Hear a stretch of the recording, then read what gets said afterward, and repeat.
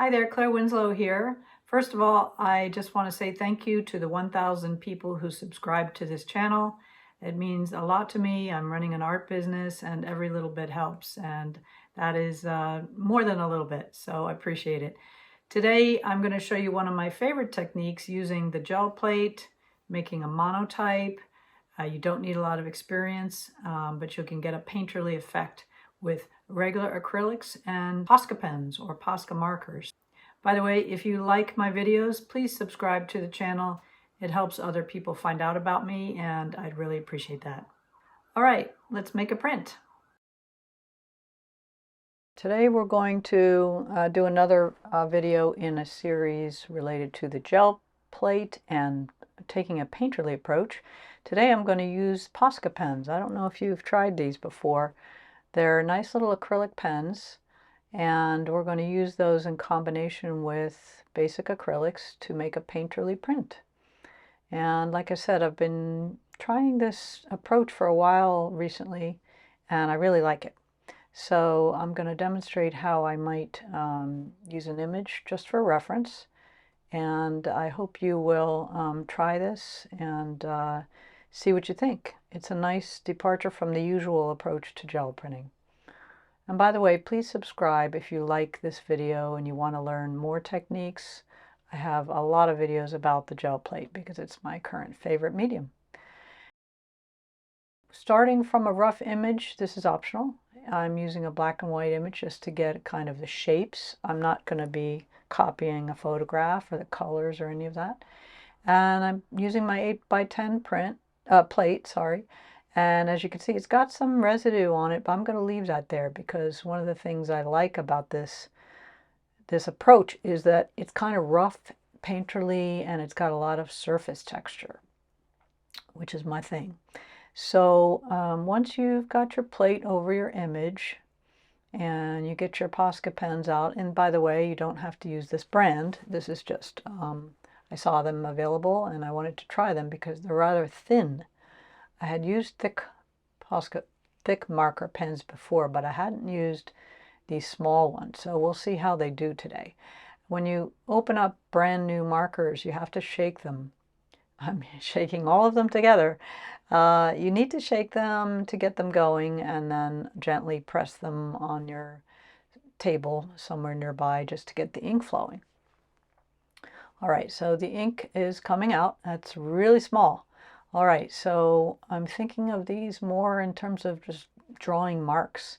And what we're going to do, the overall approach today, is we're going to use our markers first to get some sort of thin lines and marks pretty loosely. And then we're going to let those dry. And then we're going to add more layers of regular acrylic. And then the final step will be to pull up a print. So this is kind of a multi-step process. It's very rewarding. You do have to be a little bit patient. It doesn't happen in 5 minutes, but I think you'll really find it a neat outcome. So here I am just applying white marks, and I'm assuming some of this is going to turn out, and maybe some of it won't show. So that's kind of freeing. You know, you don't have to be too slavish to the image. Let's add some blue because we want to use a few different colors. I just need to get that blue flowing there. And I'm keeping the colors light for now. And pretty soon I hope to get that blue coming out. I think it's a kind of a turquoise. And we'll probably start with some light colors and then maybe go to a black. All right, let's make some marks in blue. Kind of interested in where the land meets the lake here, and just the basic shapes, the light sky, the light water, and then that dark land image. So this is kind of going to be an abstracted landscape or abstracted seascape. So my favorite area is somewhere in between abstract and representational. So if you like that, you should follow me because I do a lot of that. So here we are. We're just making marks and small gestural marks and thinking about what's next without trying to overthink things. I think we're going to put a dark. Oh, I even picked up the green. I think the green, though, might be a little too much color. So one of the things that works well here is to take a restrained approach to color. You know, maybe just think about 4 or 5 colors, some lights and a dark or two. And I think that restraint is helpful. All right, so I believe we're going to go for a black next and suggest that suggest the rocks in the lake water just as little accents. And then probably use the black for the big landmass too. Again, I'm expecting maybe 90% of what I draw to actually come out on the print. It won't be exactly what you see, and that's kind of the beauty of it, because it helps you relax a little bit about the process. It's hard to make a mistake here, and honestly, if you do make a mistake, you can just take it out. That's the nice thing about it. All right, we're just kind of suggesting this big landmass here without getting too fussy about details. You know, I'm trying to work with this thin marker, and it's different from what I usually do because I have used thick markers before. I've never used these really fine ones. They're kind of nice for small areas and little accented areas like these little rocks. So I'm going to put a few more of these in and see if I like it. Like I said, you know, you're not bound to anything you do here. If I were to make a mistake or use my marker in a certain part of the plate and then I decide I don't want that mark, then I could just easily remove it. So using this thin marker on the big area is going to be kind of challenging. So I think I probably might want to transition to a thicker marker in a minute. But these markers are good. They've got a lot of pigment. They're not too thin, and they cover pretty well, and they work really well with regular acrylic paints. So they're good for drawing. I got the basic set, so it's a little bit limited in colors, but I think they do make a wider set if you want more colors. Okay, we're going to bring out the big guns now. Let's bring out the bigger, thicker marker, because really to cover that big landmass with that tiny marker is going to be too hard. So, okay, this is much better. And because I'm seeing this as kind of a sketchy, brushy, loose print, I'm going to use the marker accordingly. So vertical, horizontal, sketchy, doesn't matter. I'm not going for like a smooth, perfectly applied layer of black. We're going for loose and brushy, and we just want to suggest a dark area. I'm also thinking that, you know, other colors are going to come through behind the black, and you'll see what I mean in a minute. So it's okay to leave a few little tiny open areas in your black. You don't need to cover every single spot.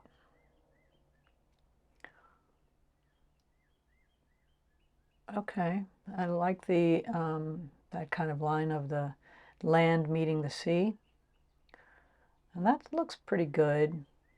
Covered most of it. So we're letting everything dry on purpose. That's another departure from other approaches to gel printing, is you're purposely letting it dry. Okay, suggesting more stones there.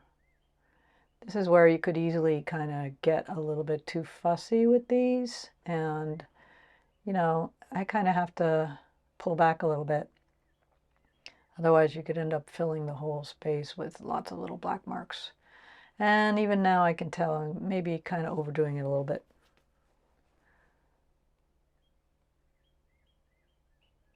Yeah, I'm not sure about all those black marks, so I'm going to remove one. So I'm just taking my baby wipe, taking that one out. You know why? Because it looked like it was too regular.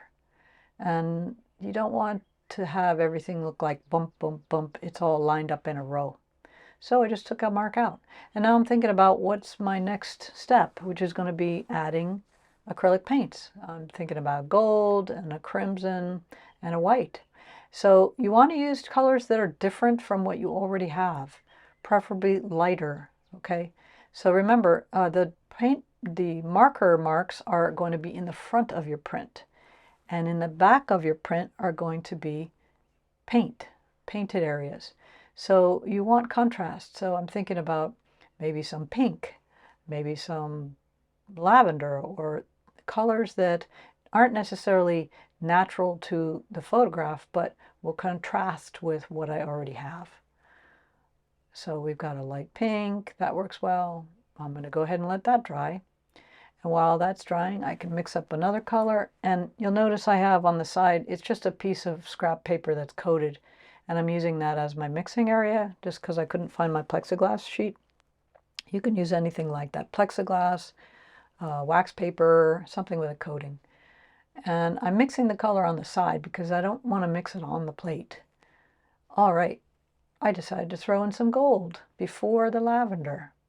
I decided I wanted some like shimmery highlights, and so very loosely I'm taking a craft brush and I'm throwing in some gold here without being too fussy about it. And this is gold that's Amsterdam, straight out of the tube. Amsterdam and Liquitex, those brands work well for this. So after a time, because you need to let that gold dry fully, that means at least 30 minutes. Now I'm going to add in my purpley blue. I think I squirted a little bit of water on the mixing area to keep that going. So I've got sort of two different blues mixed in there, and a little bit of red is coming in. I'm just going to let those marks, if they come up, let them come up. I'm not going to mess with those or treat them as mistakes or anything like that. This is the kind of approach you want. So now I'm getting the paint on top of the drawn marks, and I need to let this fully dry. So I would recommend minimum 30 minutes or longer, but 30 minutes is about right unless you're in a very humid conditions. You can see I occasionally will bring out my blow dryer. Don't tell anybody because that's kind of against the gel printing rules, but if you're careful, you can do that just at a distance, just to move it along a little bit. All right, now that that pink and blue and marks are fully dry, I'm going to do one more layer, and this is the final layer for printing. And I'm going to use a white or a light color, although you could use any really, but light works best. Not too much, not too little. That's going to take practice for you to figure out.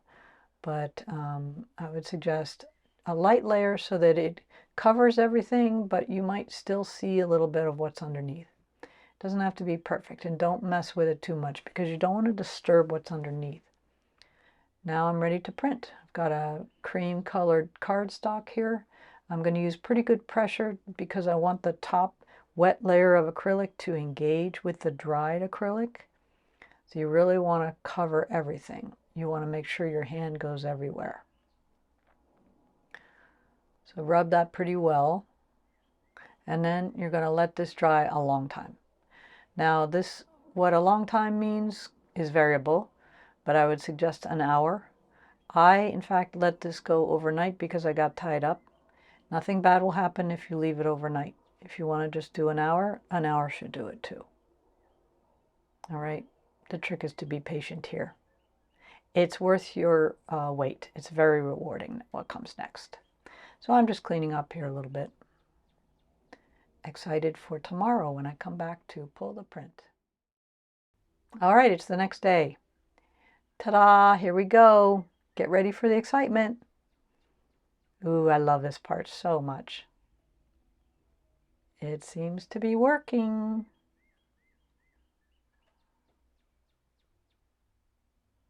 Oh, nice. Wow, it worked. And yet it's still a little bit surprising to me. Oh, this is great. I love it. I love the texture. If you like this too, please subscribe and you'll find other videos that are similar. All right, have fun with this.